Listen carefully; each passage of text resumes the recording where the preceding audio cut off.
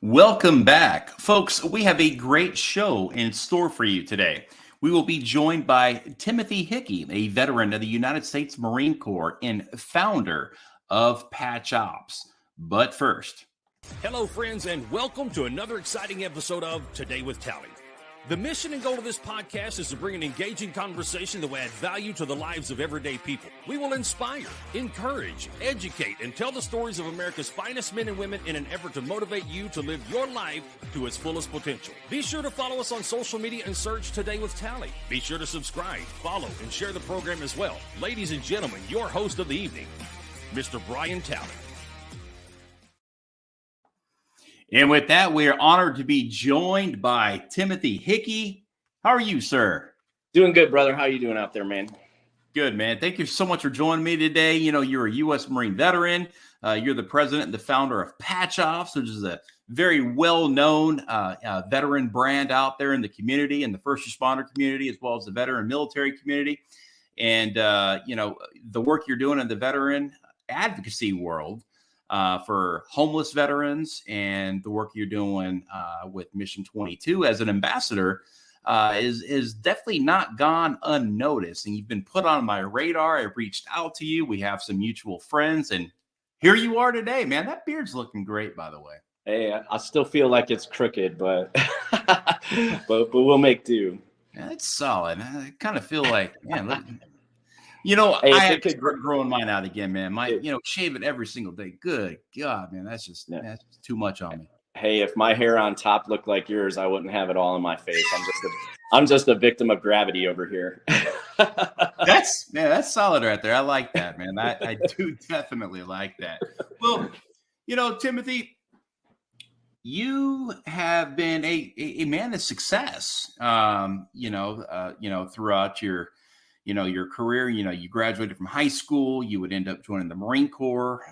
You would then, become a police officer. Now you're in this world of creating these PVC, these vinyl patches. And, but before we get too far down that road, I kind of want to scoot back a little bit to your childhood, man. Where'd you grow up, man? What was your life like growing up as a kid? So I grew up in 25 minutes east of Cleveland, Ohio. That's where we're located right now. I actually about a mile that way is where I grew up. So I went to a very diverse school until I was a junior, and then I went to a much larger high school to graduate. I was always one of those people that it was a complete surprise when I signed up for the Marine Corps. So I kind of feel like a little bit of imposter syndrome when you list out some of my accomplishments, because I am just a regular person with a lot of drive.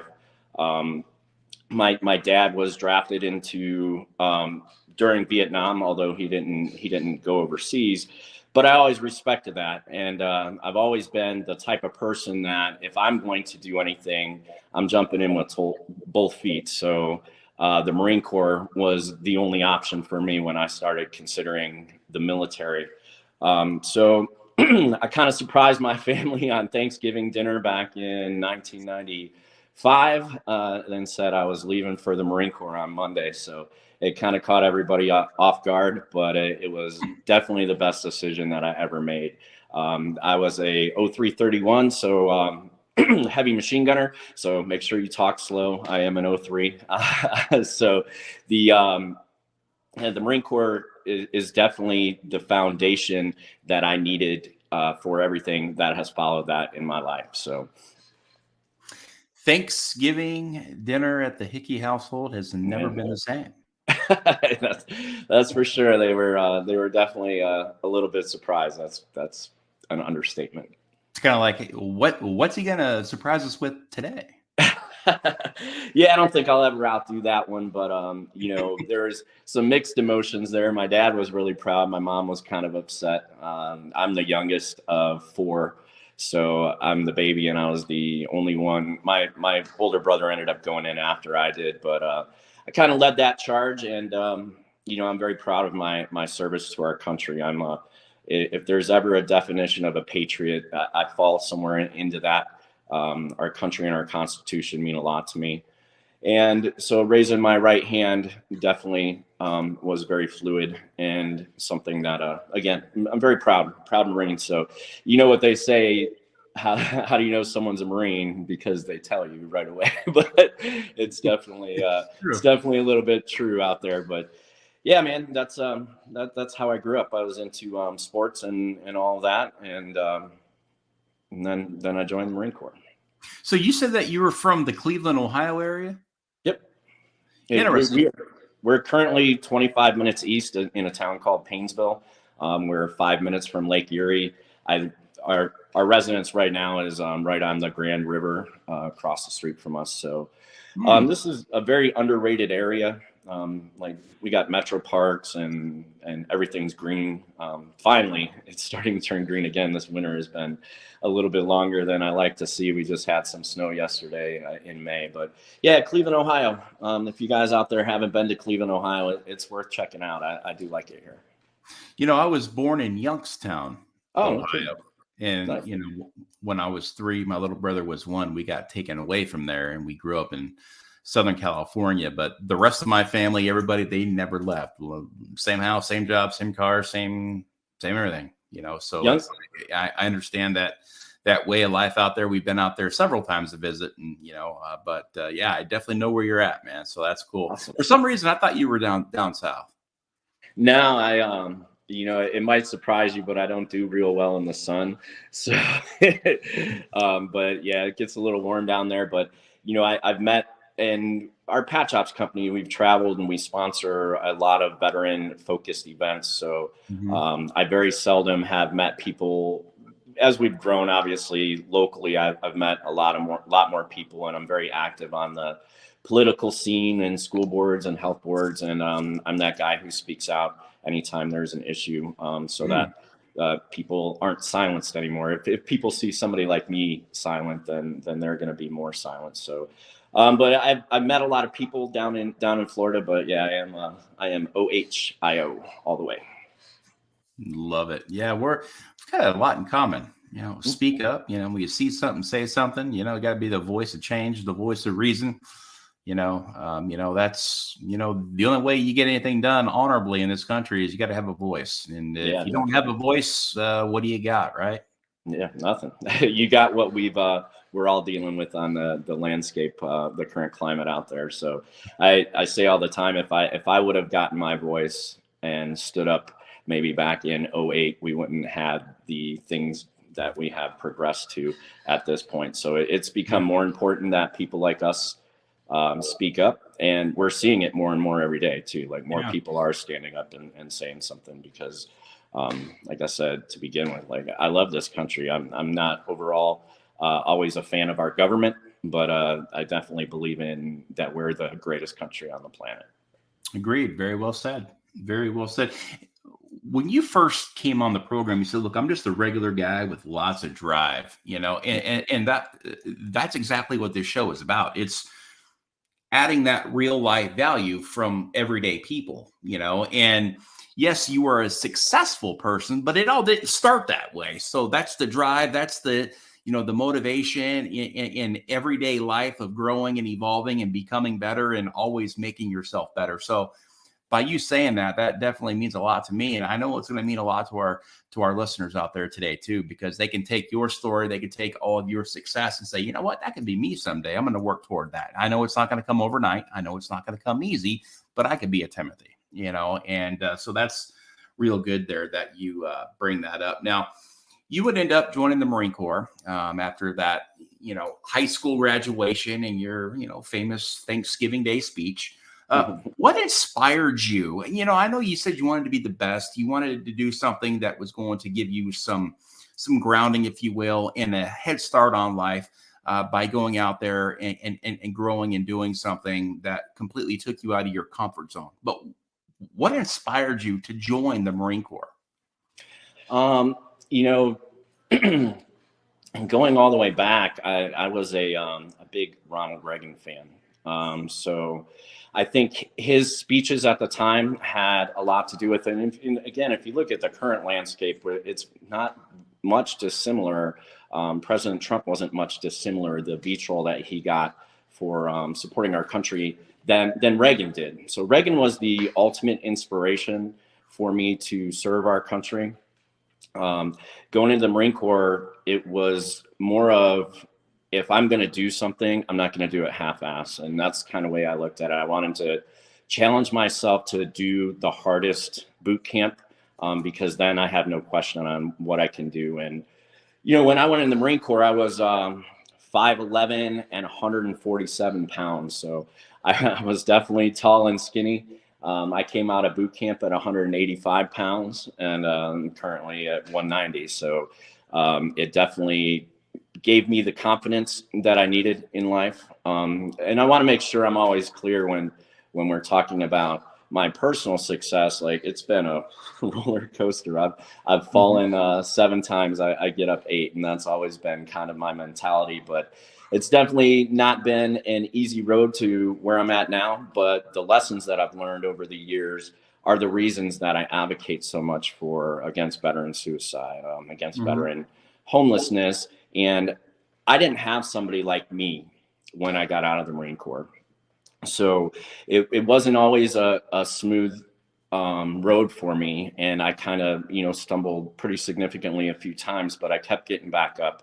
And I am living proof that you can overcome many of your mistakes and still build something that is very valuable, not only to you personally, but to the veteran community. And having that type of advocate on your side when you have fallen, it's invaluable. And I tell all the veterans that I work with through our charity, the Subzero Mission, that's the veteran homelessness, that, hey, I'm your brother and I'm going to take up this fight for you, because I know I've been there, and I've definitely been able to share through my own personal experiences. I've been almost homeless. I've been almost a statistic. This is many years ago for the 22 a day. So I've definitely had my ups and downs, but meeting my wife, creating a family, then a motorcycle accident, a lot of things have happened that have made me who I am today. And if I keep that all to myself, I'm failing our community and our country even more by not sharing and helping out our brothers and sisters that are out there.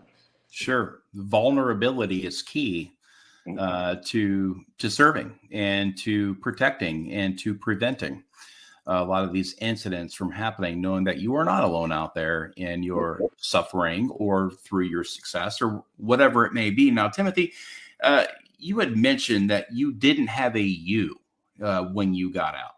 Explain.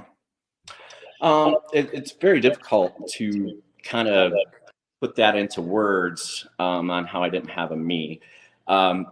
Back then, and we're close to the same age, like the transition to the civilian world, there wasn't really one. I remember they told me how to tell time again in the civilian world. That was pretty much, hey, here you go, you're getting out. Stop saying 2100, say 9 p.m. and they cut me loose and they let me go. But I give an analogy a lot that when you first get out of the military, you're like a shattered piece of glass. There's pieces of your brothers spread all across the country. And it's a shock when you lose that initial structure and the people that you love almost more than your own family, that you have just spent, every possible crappy situation with together. And that's where the whole embrace the suck comes from. We're able to, when we start to get spread out like that, we start to feel very isolated and alone. I didn't have a mentor or a guide that told me that this was normal. So I started feeling alone, and it was very difficult. And to not have somebody that you can lean on, ask questions to, or somebody who can relate to you and that's been through it, that's a key missing piece. And I'll never let that happen to our younger generation as long as I'm able to talk. So I do try to fill that void so that they don't make the same mistakes I did and don't have the same mentality of that isolation and being alone, because you never really have to be like that. So I wish when I say I didn't have a me, I wish somebody would have told me that, because I probably would have made a lot less mistakes from, anything that you can think of. Like, I've pretty much been involved in and done it on the mistake level. So just providing that type of experience and telling people what they can avoid, and that they're what they're feeling is completely normal and something that we all go through. But we're talking 20 plus years ago now, when I transitioned out of the Marine Corps, and we have over the years kind of reduced the stigma of PTSD and mental health, and more people are talking about it, but it hasn't always been like that. So it is important for the people that didn't have that type of experience when they got out, to make sure that they're sharing and speaking up, because people in their enlistments every day. We're still losing over 20 veterans a day to suicide. So our work isn't done, but there has been progress, and I like that. So again, that's why I am and why I do the things that I do. Very interesting. And, you had mentioned, about 20 years ago, you had, started that transition. What was your transition like when you got out of the Marine Corps? So I had broken my hand on deployment, and I was actually hired by the California Highway Patrol, but since I had a cast on my hand, I would have had to wait 90 days till after my hand healed to go to their academy. And I'm like, what am I going to do for 90 days? Flip burgers with one hand. So the Phoenix department hired me off of our base, and I moved by myself to Phoenix and entered their academy. So I did have the benefit of some sort of continuation of structure, but it was still became very difficult. I was married when I was in the Marine Corps. I had just gone through a divorce when I was in the police academy. And then, the first couple of years, you still have that Marine Corps mentality, but it wears on you, and that job specifically wears on you. So, and at the time I was in denial about PTSD, some of the things I had seen. And I fell completely down after a couple years after being a police officer. And like I mentioned, and I almost became a statistic. So it's that transition, and then feeling like you're not really making a difference on top of being alone. When I say feeling like you're not making a difference, it got down to, one, I was chasing and fighting with somebody every day. Two, domestic violence has always been a big passion of mine to put an end to it. But you're arresting people. So a female beat up, and she's bailing out the abuser before you're even off your shift. So some of that stuff is very disheartening to watch. And then, like I said, I felt like I wasn't making a difference on top of the self-inflicted isolation. So I had a very difficult time at that point. How many years did you serve as a police officer? 4 years. And it's kind of funny.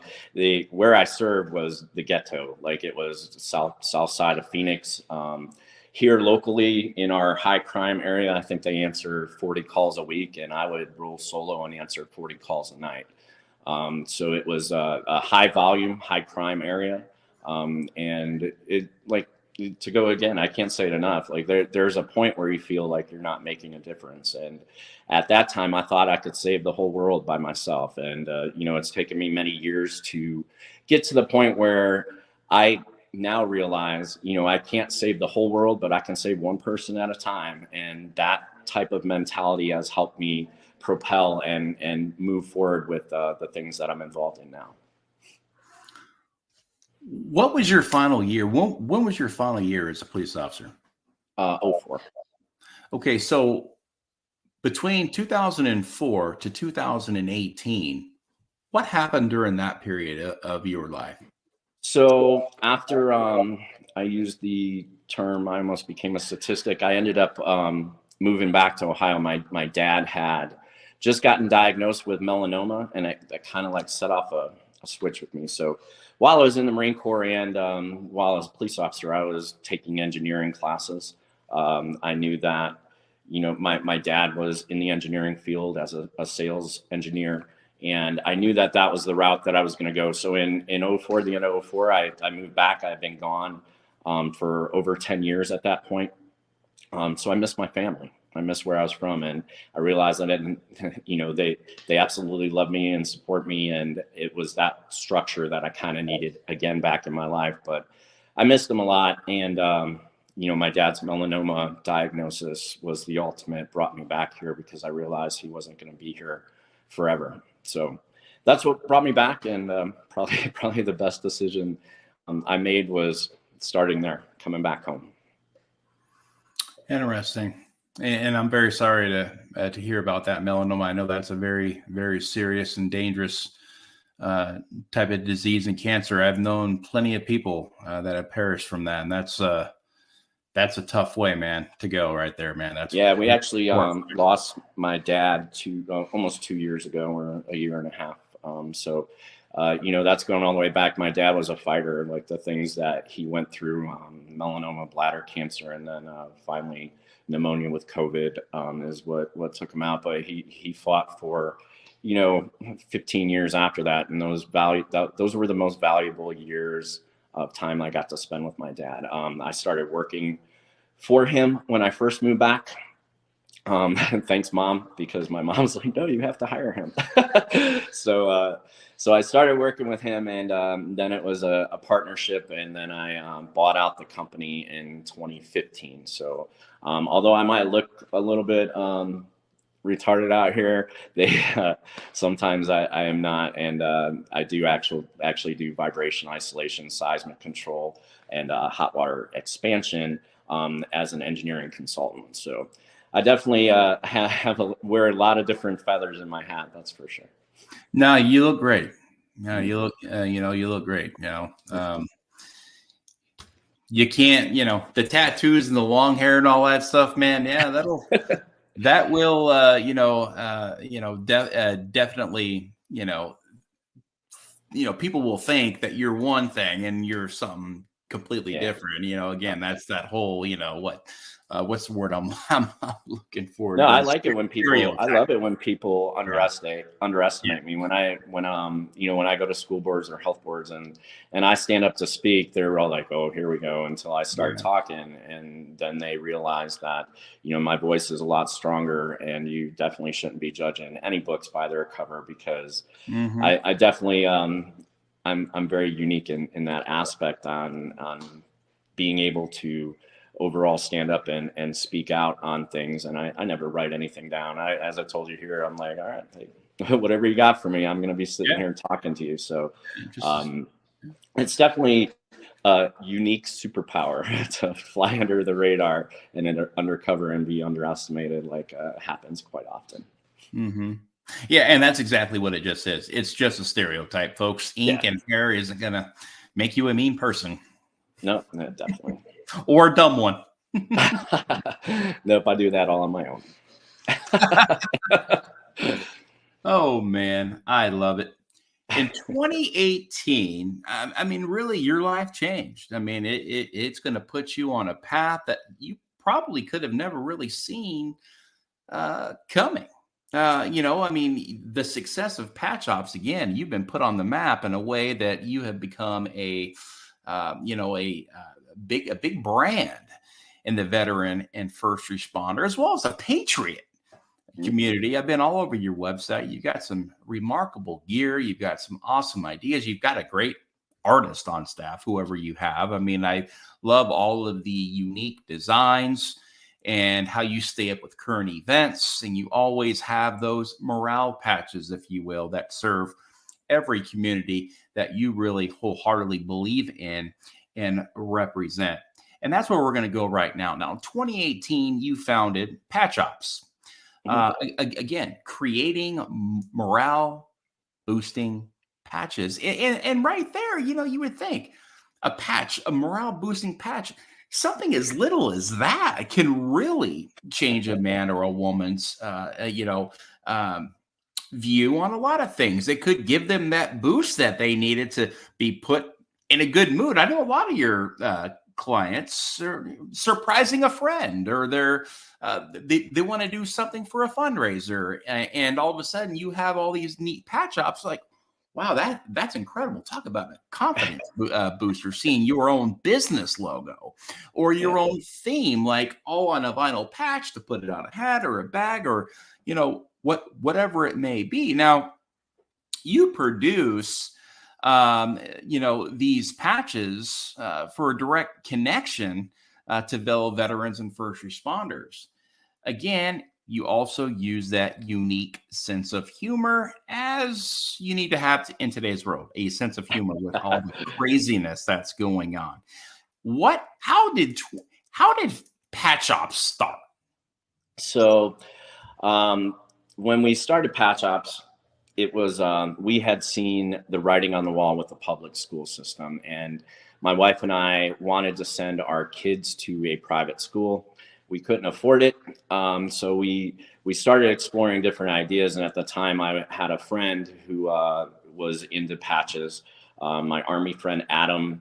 We didn't have patches back in our time in the Marine Corps, so patches weren't something that was originally on my radar. One of my Army friends, and when you meet an Army infantry brother, it's like stepbrothers. You get along instantly. I didn't have a lot of interaction with the Army, obviously, on deployment some, but I didn't really know any other Army infantry people. So he first introduced me to patches. Another friend introduced me to somebody who had a patch company as well, that was already established. I wanted a 0331 patch. That was my MOS, but I had to order 100 of them to get that. And I'm like, I don't have 100 friends, let alone 0331 friends. But I did it anyway because I wanted one for me. And then I sent some to some of my brothers from my old unit, 37. Always got to give them a shout out. No shit, 37. But I sent them, and then the 0352. So I was in a CAT platoon. So half of my platoon was 0331 machine gunners, and the other half were tow missile gunners. As soon as I sent them to the 0331s, the 0352s wanted some, and PatchOps was born. We started with a focus out there because there wasn't stuff out there for Marines. I always thought I had some ideas that I always look at it like I'm part of my own community in these patches, where if it's making me laugh, it's making some other people out there laugh too. So we kind of, started focusing on stuff for Marines that are out there that share our somewhat dark, sometimes twisted, unique sense of humors, very, very dry sometimes as well. But so, yeah, it launched from there. But I think we launched in June of 2018, and then in July 14th of 2018, a car pulled out in front of my motorcycle. So PatchOps almost didn't happen. We had just started. We had very minimal expectations. It was just me when we first launched, and I had a mentor that taught me the way. And so my motorcycle accident is really what propelled everything that we're involved in, because I had to spend about 3 months recovering from that. I should have been killed that day. There's absolutely no reason that I wasn't, other than the man upstairs was looking out for me.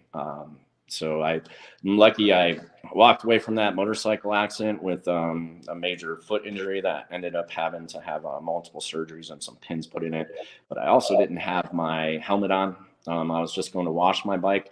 And even more troubling, my wife had taken our youngest and left our oldest, who was 10 years old at the time.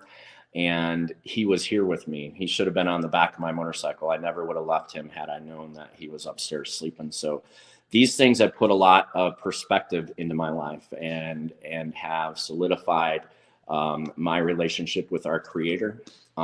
Like I sat for 3 months watching on the news what seemed like every day somebody in the same situation as me was killed by a car pulling out in front of their motorcycle. So I started that downward spiral very quickly. Like, why me? Why am I still here? But then it switched to, why me? Why I am still here? Like, and I need to do more. So it kind of propelled my focus to make a better life and a better use of my time here, to share my experiences, to share my humor, until the Lord calls me back up there. I'm going to make sure I'm making the most of it. So it's like people have alive days from deployments. Like this is a major alive day for me, was that motorcycle accident. So that kicked me into very high energy and high drive, because I'm not going to waste this one. I'm going to make sure I'm always doing a little bit more, and I take on a little bit more all the time. And like, I feel like I still have a lot more that I can be doing. Incredible. It would change your life forever. Yeah, totally. With that, we're going to take a quick break here, folks. Today's show sponsor is Chase's Choice. They are an industry leader in cannabis and hemp products.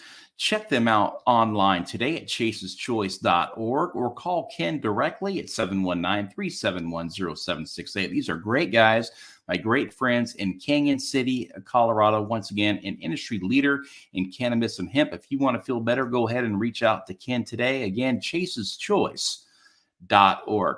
Folks, we're back here with Timothy Hickey, a U.S. Marine veteran and the president and founder of PatchOps. Now, my next question for you is, what's a day in the life like as Timothy, running a successful business, being a father, being a husband, being a veteran advocate, being involved in so many different aspects in your community and your day-to-day life? Explain. No day is the same for me.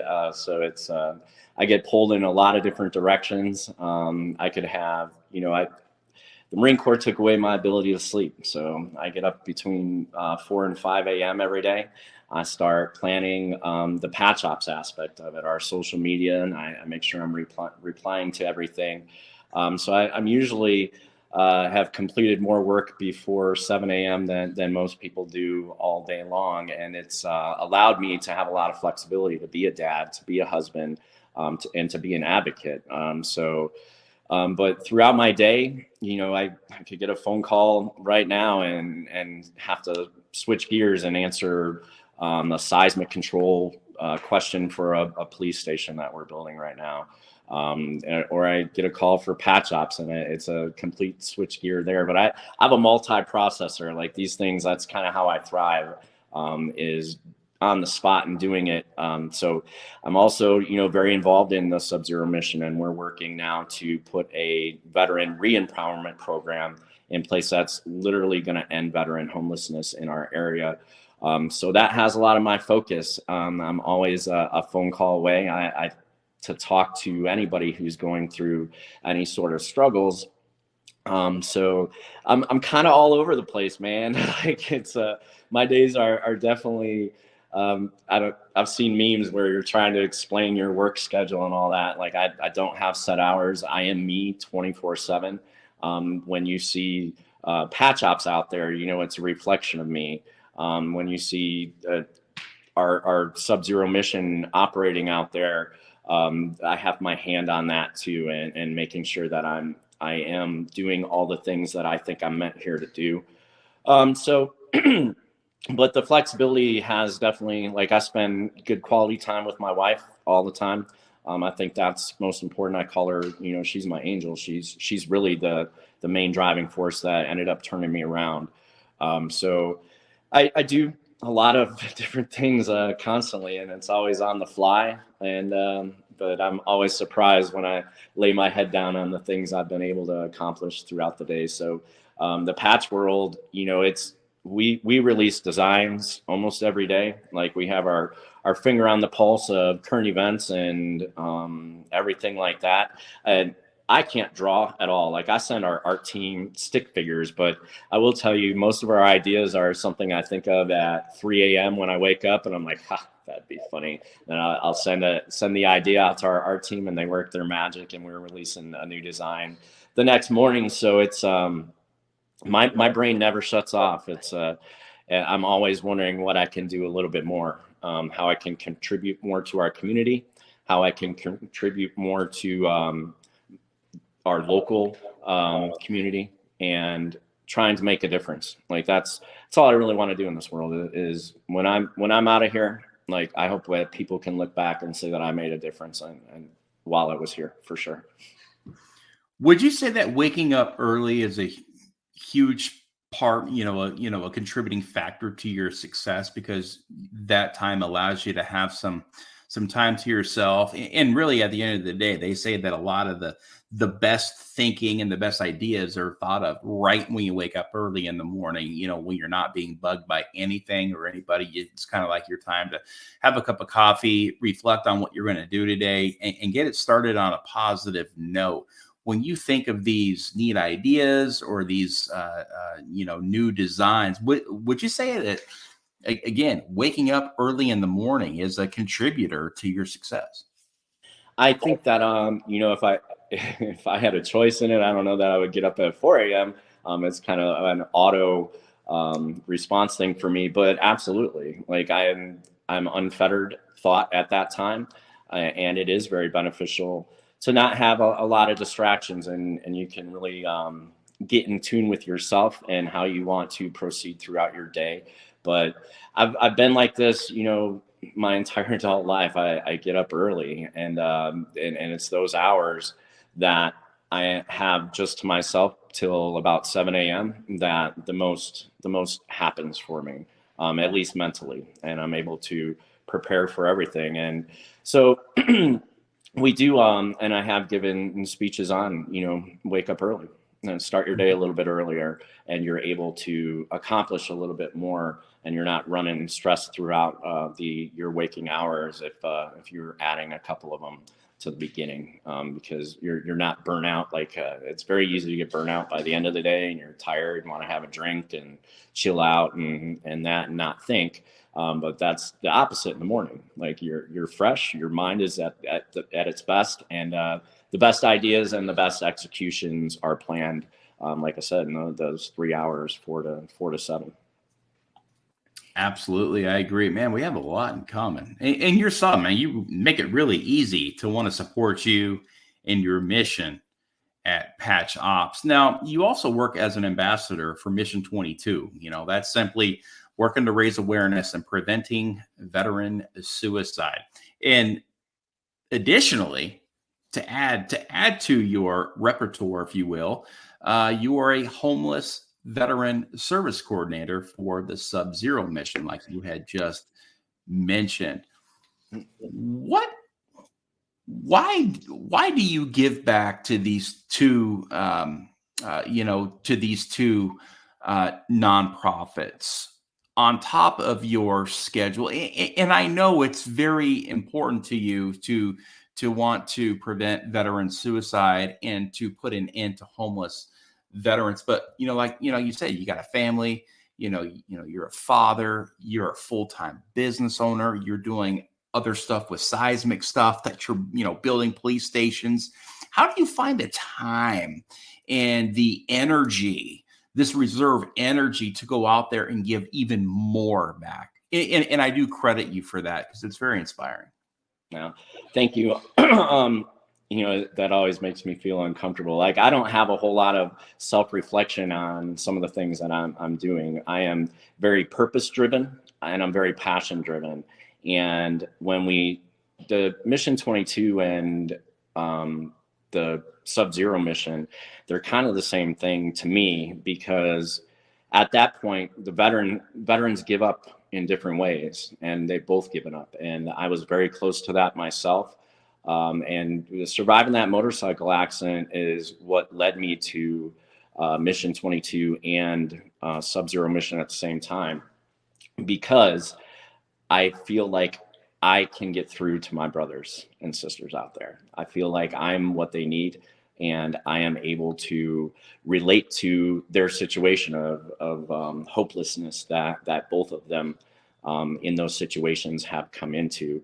So I do it all for my kids, because sorry, I get a little choked up when I talk about them, but please. I want them to look at me and see the things that I'm doing, and then be inspired and be proud, but inspired to serve their community as well, because their generation is the most valuable thing to me, and I want to make a difference now so that they have it a little bit easier. But all the things, I never push on them what I'm doing and what I believe, but I am a lead by example. And I'm going to set the example that for them in their future, that they have a path to follow if they choose to. But either way, and I say this phrase a lot that my grandma said to me: when you can't find the good in this world, you have to be the good. And I'm going to be that good so that my kids know that there's good out there. And sometimes it gets challenging. Sometimes, like, I'm no different than anybody else. Like, I get tired, and sometimes I get frustrated. But every time I do, I help someone else, and then I'm like refueled and recharged. And it's always been that way for me. But these two organizations that I'm part of allow me to have more of an effect. And going all the way back to the beginning is like, I thought I could save the whole world, but now I am saving one person at a time, and it's very fulfilling. And we talk about at Subzero blue fire. Like, I have blue fire on my arm. Blue fire is what fuels us, and every time you're able to make a difference, you just fed that blue fire a little bit more, and it's definitely something that's impactful on my own mental health. And it helps me. When I first joined Subzero Mission, that was founded by my Marine Corps brother, Al Raditz. I walked into his office, and he offered me this role of veteran coordinator. And I immediately told him that this mission is probably going to help me more than I'm even able to help somebody that's out on the street. It puts it all back into perspective, but it gives you a very military-like structure. You're on a mission. You're making a difference. You're relying on 9 other people that are on that same mission with you when you're out doing deliveries, and so it takes it all the way back to the Marine Corps type of setup. And Subzero Mission is filled with mostly veterans, a whole lot of Marines, and it's you're around your brothers again, but now you're able to interject and stop the other veteran from either falling in a hole or helping lead them out of the hole that they're in. And there is nothing more fulfilling than making a difference that way in this country. Mm-hmm. Yeah, we are living in broken times. Every generation or two, we have our struggles in the world and in country, and we just happen to be in one of those times right now. And just, like you said, and just being that good to prove that there is good out there, and be that light in the dark, be that shooting star, be that great role model for your children and many others, to include probably your employees, your friends, your family, whoever follows you on PatchOps. I know your opinion matters to many out there. Mm-hmm. And like you had said, look, you had a second lease on life. You had a second chance after that motorcycle accident that could have easily taken you out, but you fought. And your number, it may have been called, but it wasn't called all the way. You're sitting in the DMV and they call your number, you get no, we meant to say A237, you're A236. Boom, you survived. You are now good to go. But because of you having that second lease on life, you said, I want to give back. I'm here for a reason. And my mind and body and spirit can handle it. I can handle the workload. I can handle all of my other jobs and duties. I can do this. So what do? You start joining these groups by just simply volunteering at fundraisers. Well, it didn't take long for you to get recruited. Yeah, that's true. It was obvious that you shared in the same vision of compassion for the homeless, and also your work in preventing veteran suicide. Why? Well, you have a very strong passion for advocating for veterans. Now, describe what it's like to go out on the streets and to see some of these veterans at their worst. How do you pick them up? How do you inspire them? How do you encourage them?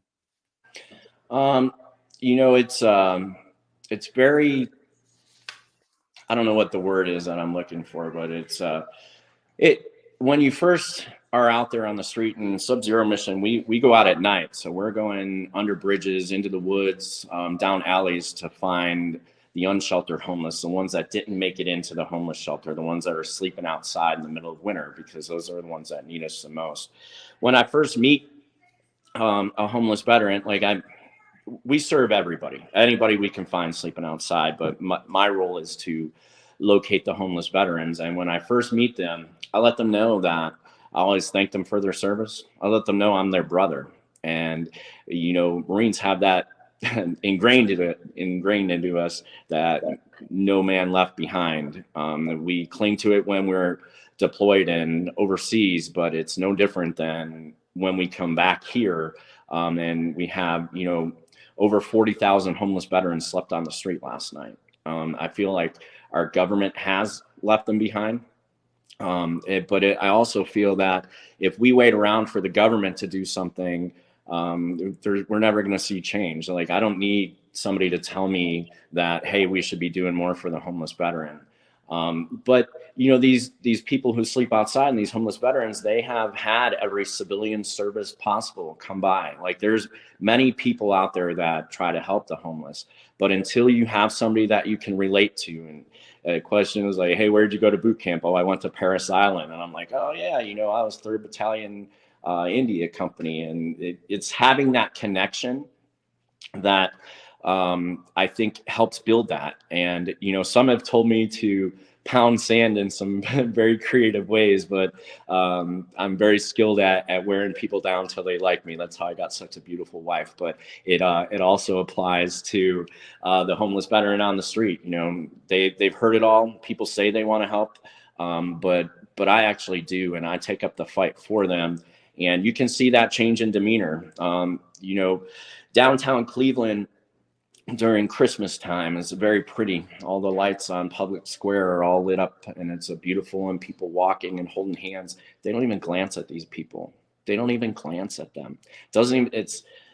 We were driving down there on a mission, and I see some dude sleeping on a heat grate with no shoes on, no blanket, and people just walking, looking at Christmas lights. And that's never set well with me. So we make sure that we get out there and make that connection and let them know, hey, I'm here to help you. And, I'm going to help you. I'm not like these other people. I'm a complete volunteer. I don't get anything out of it. I tell them all the time, I don't want anything from you.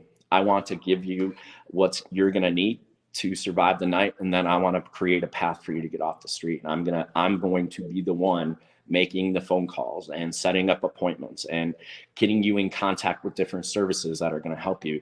You are not alone. I am going to take up the fight for you and with you. And there's a flip side of that. You can talk to other veterans a lot more plainly than you can talk to some people. Some do need a little encouragement to make sure that they're holding up their end of the deal too. So we always say it's not a handout, it's a hand up. But I'm always going to make sure I'm standing there making a difference on their behalf until we can get them back into their rightful place in society.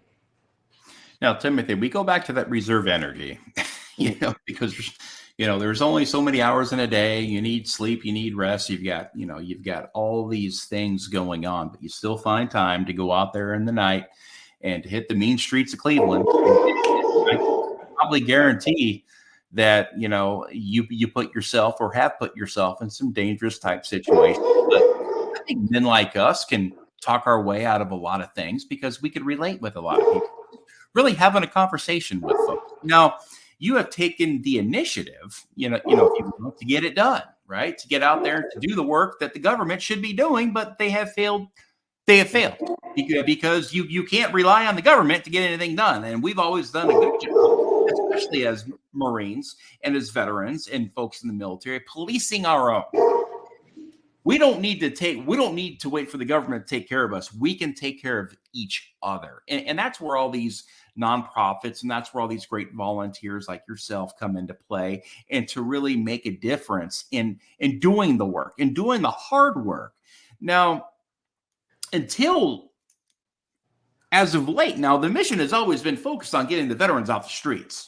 But now you guys have also taken it a step further in your mission. You now are looking to re-empower, to re-educate, to detox these folks that may be hooked on dangerous and illicit drugs and alcohol, and to teach them and to show them and to encourage them and to inspire them to live a life of contribution so they can rejoin society in an honorable way. Now, during your experience of doing all this, are people receptive to this, or do they just want to remain on the streets and they don't want to be bothered?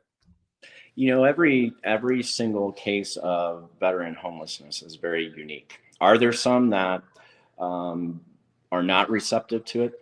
Yeah, they are. Those people have given completely up. My goal is to convince them it doesn't have to be this way. So I do want to plug our subzeromission.org website. That's the full word, subzeromission.org. Check it out, see what we're doing. Because when we launch this veteran re-empowerment program, we're no longer going to be going out at night, finding a homeless veteran, giving him a sleeping bag, a winter jacket, hats, coats, boots, gloves, and then walking away. Like, we're going to verify their service status right there on the spot, and we're going to take them with us. We're either going to be putting them into a hotel, or we're going to give them a temporary shelter while we work our way through the system of services. But we are going to give them that hand up, and we're going to hold that hand until they're able to stand on their own. And it's from detoxify, mental health services, to we are going to employ them ourselves. We're working with many employers in our area where we're going to have a program set up where we employ them for about 6 to 8 months, make sure they're fully vetted, and then we're going to hand them off into a local employer that's going to work with us, where they realize that we're working to get our veterans standing back in the community where we need them now more than ever. We need them. We need our veteran brothers and sisters being active, contributing members to society once again. So we have a lot in store. And when I said earlier, we are going to end veteran homelessness in our area, write that down, bookmark that spot, because I am, and we are, our team is. Like, I'm surrounded by very good people that are putting this together. And we're going to make that sort of difference. But it's always been a challenge when a homeless veteran. Like, dude, there's a homeless camp that's maybe 500 yards from my bedroom window. And when I've come back from missions, and I know, and I look out at the snow over the river valley, and I know I can see a little bit of a glow of a fire, that's difficult. Like, I know that I went down there and gave a sleeping bag and winter coats and hats and boots and gloves, but I'm in my warm house and I'm looking out and I can see that they're still out there. So that's, it hasn't been something that has been easy for us to accept in the last 5 years, but we're going to make that change. And like I said, we're going to get these veterans off the street. And there's, when you give a bunch of Marines a mission like that are very confident. And I built such a extensive network of services over the last 5 years with Subzero, where I think we're at 27 veterans that we have found over these last 5 years, and they're no longer on the street. That's just from putting them in contact with the right services and doing all the follow through and legwork for them. But this new program that we're doing, it's way different. We are not ever going to accept veteran homelessness in this country, and we're going to be the ones that make that change and end it. Incredible. Great job, man. That's that says a lot about your character and the type of guy you are, and where you're headed, and it's just being there as a voice of reason and giving godly counsel. That's what it's all about, man. They say be an American, you only have a duty, right? We've got a duty out there, and that's part of being an American, Yeah. And, like when I go out on my walks, I pick up trash in my community. And, I have a lot of people that are on the show. The majority of them are veterans, but we have a lot of civilians on the show, and they feel like, oh my God, thanks for having me. I'm not a veteran, but I have a great story, or I am doing great things. I'm like, hey, whoa, you don't need to be in the military to serve your country. All the time. Yep. You could serve your country in so many different capacities. People just need to open their eyes and just become a part of a solution, be a part of a community. And that's the problem, that so many people have gotten away from that. They live in their little bubbles, and everybody's got these billions of bubbles, and we're no longer a one in a country. Everyone's off on their little, in their little islands, and that's how things just kind of get worse. No one really works together. There's not a lot of community involvement. Now, I've seen a big change as of late, and that's good because, like you said, people are starting to stand up and fight for what's right, take the country back, and part of that is helping the homeless populations and America's most vulnerable. And again, that's our duty to do what we can to improve the lives of those who have sacrificed and served this country. Now, I always like to finish this program on a positive note. We got a few minutes left here. I want to hear a success story on perhaps one veteran or two veterans, or something that's genuine and sincere that you remember that really, comes to your mind when you're out there in the streets trying to really rescue these homeless veterans. Do you have anything that jumps out to you that you could share with us today, Timothy? It's I say this a lot. Like when we're able to help somebody, we're never taking a rally lap and patting ourselves on the back. I'm always like, but there's somebody else out there. So we have been able to, like I said, 27 different people.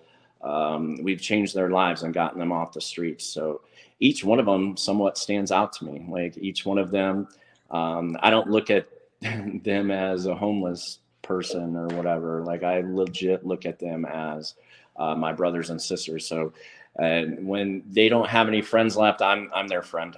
And I'm their brother. And so it's, I guess, overall a culmination of every one of those plays a part in a positive mindset and memory for me, is when you're able to get somebody off of the street and into an apartment so that they're not sleeping outside, and kind of guide them back to the right path. We're more recently, we have been involved in a veteran court as mentors, and that's probably one of my favorite stories right now, because that's upstream from being homeless is the legal troubles. And we have a great judge here who has created a veteran court where we are able to intervene before they end up on the streets. So the very first one that I worked with at that court as his mentor, he was probably 15 years older than me, and it wasn't easy starting off, because he stumbled a couple of times, but in that stumbling, he completely, after the last time, knowing that we were still there for him, and we're judgment free. I don't care why people are out there or in trouble. He knew that we were friends and we stood by him. He has completely changed his life around to the extent where he just attended our fundraiser as just somebody who wanted to support the mission. If you would have told me that a year and a half ago, I never would have thought that we would have been there. So it's making that kind of difference. And I have had these people call and thank me and let me know that that's exactly what they needed, and that they feel that God put me in that position in their life at that time to make a difference. So I think one of the more fulfilling things, and I'd say this all the time, and it sounds like I'm taking credit for some of these things that, we built such a strong team. I am not one person. I'm just a contributing member of a organization that's out there making a difference. But to hear people, to see the gratitude. We solicit donations all year round for winter hats, boots, coats, gloves, and sleeping bags. And I tell these people, if I could relay the gratitude, the view of gratitude to our donors when I'm out on the street, like it's the most humbling experience, but these people are very, very thankful for any help that they're getting, and to be treated like humans, like Americans, like veterans, once again. So all of that stuff is, it's all fulfilling. And I hope that's a little bit of a positive out there when you're doing good, and you're spreading good becomes stronger. And like, I do feel like we're in a battle between good and evil now in this world, in this country. But the good grows stronger every single day. And when you're able to spread some good, it offsets an act of evil somewhere, no matter how small. So I don't know which acts we're offsetting. I know that the good gets stronger, and we're going to keep pushing to make sure that keeps happening. Absolutely. Timothy, thank you so much for joining us today, man. We sincerely appreciate everything you have done and continue to do in the military and veteran community. Your service, sacrifice, and dedication to our great nation is truly admirable. Hey, Semper Fidelis, brother. That's what it's all about, right? Raw, Semper Fi. Folks, don't forget to subscribe to the program. We are on Spotify, YouTube, Amazon Music, Google Podcasts, iHeartRadio, Facebook, and Twitter. And always remember to stay inspired, stay encouraged, stay motivated, and always stay in the fight. Until next time, for Today with Tally podcast, this is Brian Tally. Good night, Semper